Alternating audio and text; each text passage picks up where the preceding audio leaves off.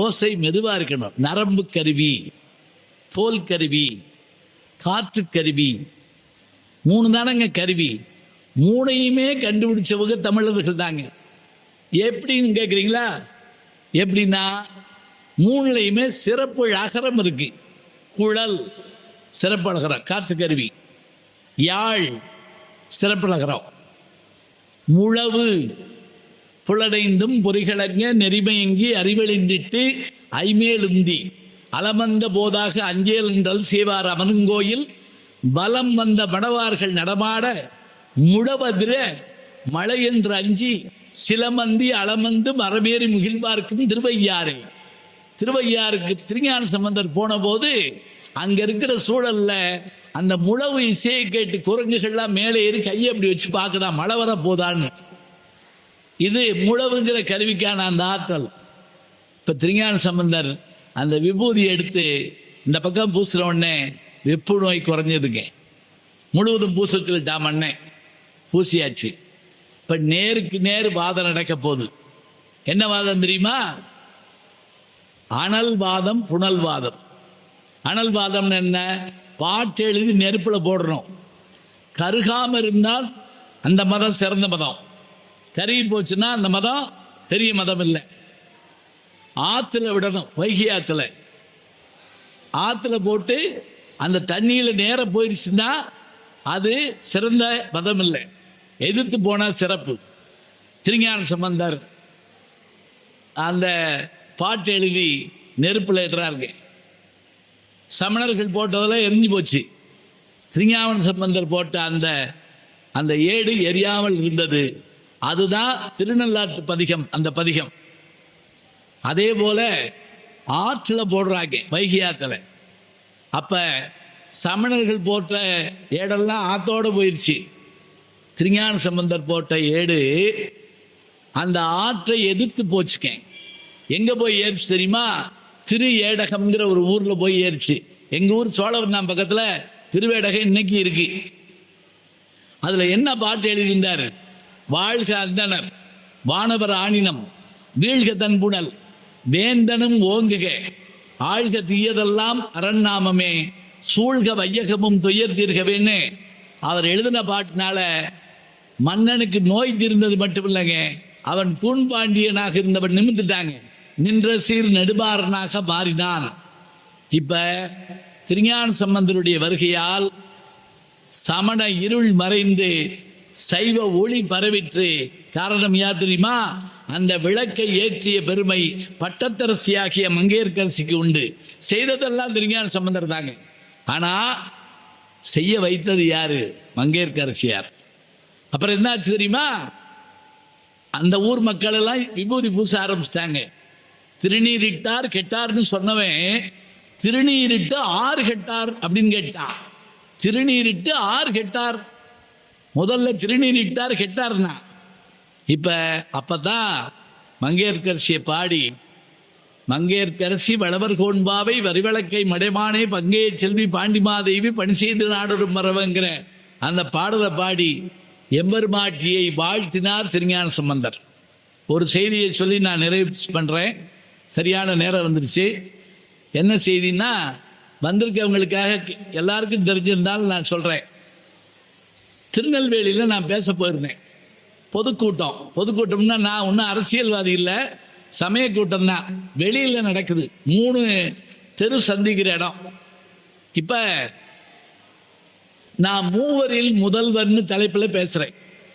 திருஞான சம்பந்தர், திருநாவுக்கரசர், சுந்தரர் மூவரில் முதல்வராகிய திருஞான சம்பந்தரை பத்தி பேசுறேன். 1 மணி நேரம் பேசுறேங்க. பேசி முடிக்க போறேன். கீழே இருந்து ஒருத்தர் எனக்கு ஒரு சீட்டு கொடுத்து விட்டாரு. வழக்கமா சீட்டு எது கொடுப்பான் தெரியுமா? சீக்கிரம் முடியுன்னு அர்த்தம். அதுக்கு தான் சீட்டு கொடுப்பாங்க. நான் அதை வாங்கி என்னன்னு பார்த்தேன். அதுல என்ன போட்டது தெரியுமா? ஆயிரக்கணக்கான குழந்தைகள் பாலுக்கு அழுது கொண்டிருக்கும் போது திருஞான சம்பந்தருக்கு மட்டும் ஏன் பார்வதி தேவி வந்து பால் கொடுத்தார்? இதாங்க அதுல இருக்கு. எனக்கு திடுக்கின்றுச்சு. ஏன் தெரியுமா? நம்ம சிலபஸ்லயே அது கிடையாது. நம்ம பேசிட்டு ஏதோ கவரை வாங்கிட்டு நம்ம வாட்டுக்கு போக போகிறோம். இந்த கேள்வியை கேட்டாரு. நான் அவரை பார்த்து, ஐயா முடியவும் உங்களுக்கு வந்து சொல்கிறேன் அப்படின்னு. அவர் விட மாட்டேங்க, சொல்லுங்க இப்போ சொல்லுங்க. ஏற்பாடு பண்ணுறவங்களாம் சொல்கிறாங்க, அவர் வந்து சொல்லுவாருங்க. நான் இப்போ தான் சொல்லணும். ஆயிரக்கணக்கான பிள்ளைகள் அழுதுகிட்டு இருக்கப்ப பசியில் திருஞான சம்பந்தருக்கு மட்டும் ஏன் வந்து உமாதேவியார் பால் கொடுத்தார்? இதுக்கு பதில் வேணும். இப்போதாங்க நான் சொன்னேங்கிறத காரணம் எனக்குள்ளிருந்து இறைவன் சொல்ல வச்சான். என்ன தெரியுமா? கிருபானந்த வாரியார் சுவாமிகளும் குன்றக்குடி அடிகளார் போன்ற பெருமக்களும் சொன்ன செய்திகளை நான் நினைவில் கொண்டு வந்து உடனே சொல்றேன். எப்படி சொன்னேன் தெரியுமா? ஐயா, நான் அந்த கூட்டம் ஆரம்பிச்சப்போ ஒரு பாட்டு சொன்னேனே, கேட்டீங்களான்னு கேட்டேன் அவர்கிட்ட. அதெல்லாம் நான் கேட்கல. நான் கேட்ட கேள்விக்கு பதில் சொல்லுங்க. ஞான சம்பந்தருக்கு முந்திர ஏன் பால் கொடுத்தாங்க அந்த அம்மா? நான் சொன்னேன், ஐயா நான் சொன்னேன். அந்த குழந்தைகிட்ட கேட்கிறாருங்க அவங்க அப்பா, சிவபாத இருதயர் கேட்கிறார். குழந்தைய நிப்பாட்டிட்டு குளிக்க போயிருக்காரு. குளத்துல குளிச்சுட்டு குழந்தை அழுகிற சத்தம் கேட்குது. கொஞ்ச நேரத்தில் சத்தம் கேட்கல. எந்திரிச்சு வந்து பார்க்குறாரு, வாயில பால் இருக்கு. பாலரா வாயர் இல்லையா, பால் ஒழுகுது. அந்தனை வீட்டு பிள்ளை கையில குச்சி எடுத்தாரு. யார்கிட்ட பால் வாங்கி குடிச்ச அப்படின்னு கேட்கிறாரு. இப்ப நம்ம யாராவது சாக்லேட் கொடுத்தா வந்த உடனே கேட்பாங்கல்ல, அம்மா டேய் யாரா கொடுத்தா, யார் கொடுத்தா? குழந்தை என்ன செய்யும் தெரியுமா? ஒரு அங்கிள் வந்தாரு, கண்ணாடி போட்டிருந்தாரு, கட்டம் போட்ட சட்டை, பைக்கில் வந்தாருன்னு சொல்லும்ல. அதே போல திருஞான சம்பந்தர் 7ஆம் நூற்றாண்டுல சொல்றாருங்க. யார்டா பால் வாங்கி குடிச்சான்னு கேட்கிறாருங்க அப்பா. தோடுடைய செவியன் விடை ஏறி வந்தது என்ன? ஒரு காலவாகனம். விடை ஏறி ஒரு தூவன் மதி சூடி, மேல நிலா இருந்துச்சு. காடுடைய சுடலை பொடி பூசி என் உள்ளம் கவர் கள்வன். இப்படிங்க கேட்கலாம். இந்த பாட்டு எதுக்கு சொல்றீங்க? அந்த கேட்ட கேள்விக்கு பதில் இல்லையே. இப்பதாங்க பதில் வரப்போகுது. இந்த முதல் 2 வரியில பதில் இல்லை, பின்னாடி 2 வரியில பதில் இருக்கு. என்ன தெரியுமா? திருஞான சம்பந்தர் சொல்றாரு, என் உள்ளம் கவர் கள்வன் தன்னுடைய துணையோடு வந்து எனக்கு எதற்காக ஞானப்பால் வழங்கினாங்க தெரியுமா? ஏடுடைய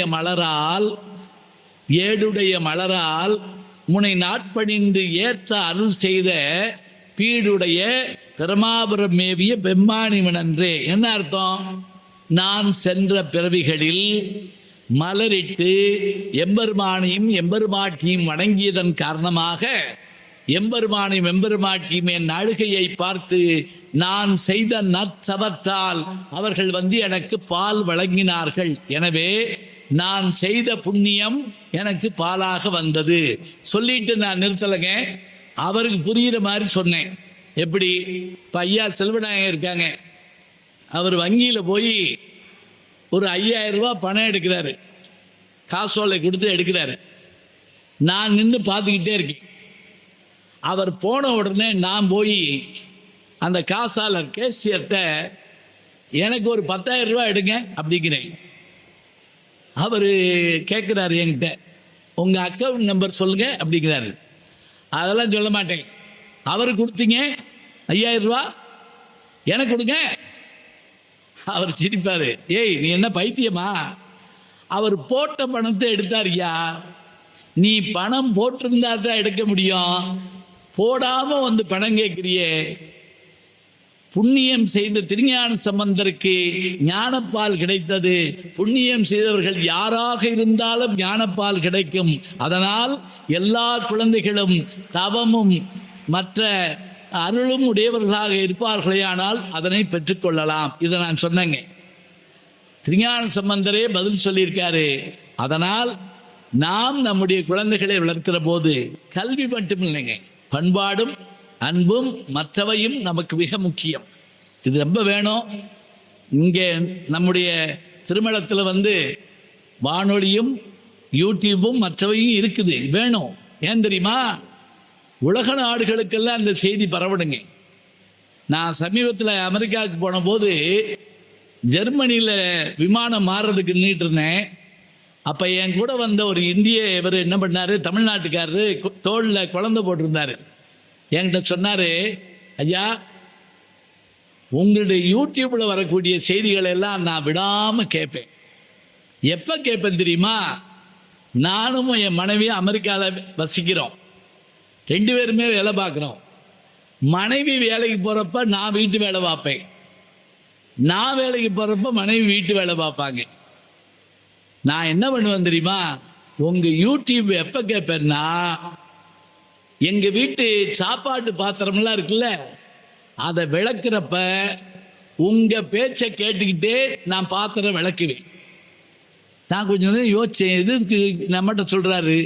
அவர் சொன்னாரு, நீங்க ராமாயணம், மகாபாரதம், திருவிளையாடல் புராணம், கந்த புராணத்தில் வரக்கூடிய பாத்திரங்களை எல்லாம் அந்த பக்கம் விளக்குவீங்க.